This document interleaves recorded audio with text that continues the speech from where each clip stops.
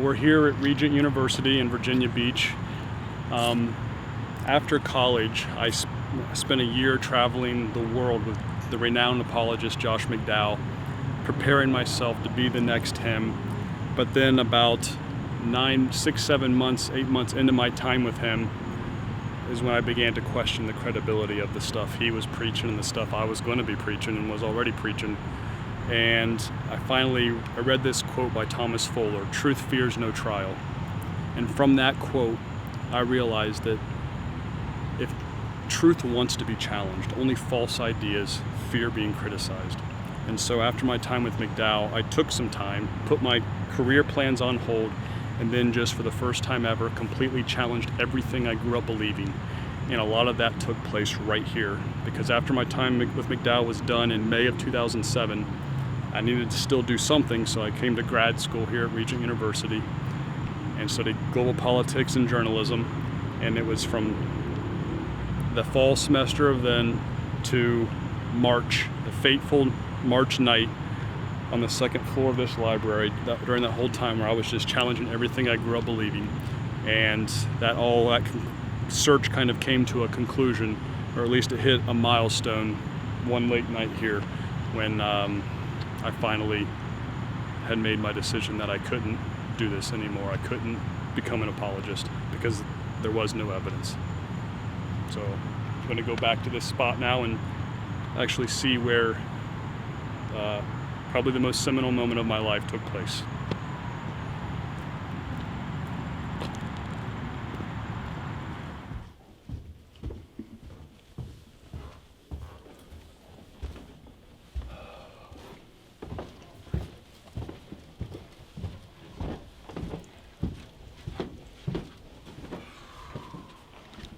Here it is. This is where it happened. Right here when I came to Regent, this is where I did a lot of my studying. And during that 10 months after my time with McDowell, this is often where I would sit when I was going through that process of challenging everything. And it was right here. Then it was a bunch of study cubicles where I was sitting at night after I finally came to my conclusion. And I was reading the very copy of this very book, The Empty Tomb, Jesus Beyond the Grave. And I wasn't done with it. I was about halfway through it when I just closed it and leaned back and looked at the wall in front of me for about 30 silent minutes as I just was going through this disillusionment, because it was the analogy I like to use is the canyon of doubt.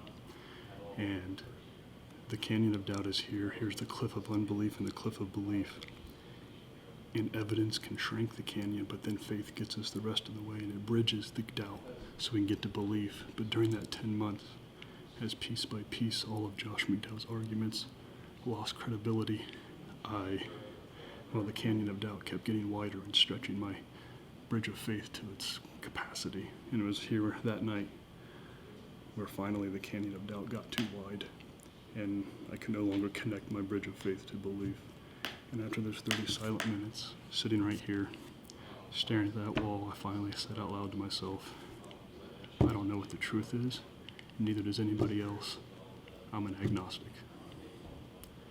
And I've been a lion and tiger trainer. I've survived cancer. I was an officer in the Army. I've traveled the world, but the seminal moment of my life took place right here in a study cubicle. And from that moment where I finally decided I can't follow this stuff anymore, and I'm an agnostic, inspired all of my writing that came afterwards. And so far, this is what that moment that took place right here has inspired. These 7 books with hopefully many more to come. And it feels kind of weird, almost nostalgic being here.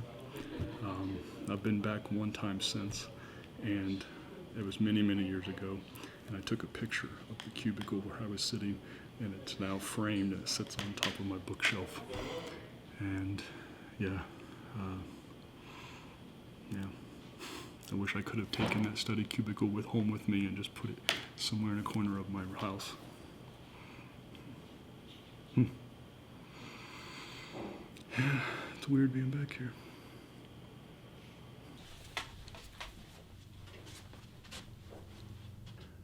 Well, after that moment over there in the cubicle, I walked through the bookshelves over here and called my friend Ryan from college, who was also a preacher. And I was trying to, hoping he could maybe talk me out of it, of the decision I had just made, but I realized he is in the same place I was. And so it just kind of reaffirmed the decision I had just made over there. And he and I have been close friends ever since.